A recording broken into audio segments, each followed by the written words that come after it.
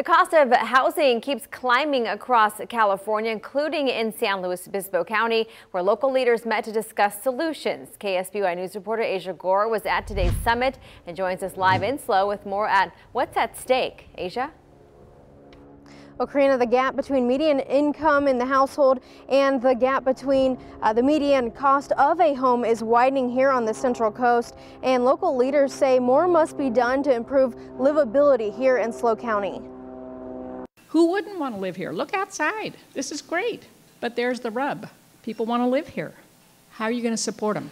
California Association of Realtors President Jean Radsick tells San Luis Obispo County leaders to act fast to address what she calls a housing crisis. We have had a long period where we didn't take this topic seriously, and now we're getting to this point where we have to, because future generations will not be able to sustain. There's nowhere where their kid is possibly going to be able to live in the community where they grew up, so they're going to go and live in Denver now. Keeping younger generations home, one reason behind the California senators' proposed bill to create more multifamily units near major transit lines statewide. The people who are living there are much more important to the character of that neighborhood than the look and the feel of the buildings in that neighborhood. Data shared at the summit shows less than 25% of SLO County residents can afford a home. There's a big mismatch between the kinds of salaries people earn and the cost of housing, and we're trying to address that, but it's a huge challenge. Pismo Beach Mayor Ed Wagey knows the housing problem is most notable in his city,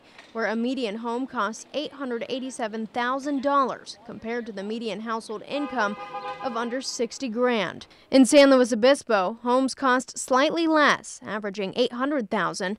Grover Beach rings up at $542 grand, and the most affordable place to buy a home, Paso Robles, still costs about $500,000. Housing is a necessity, and if we are thinking that we want to put this idea of quality of life ahead of actual life, then that's a problem.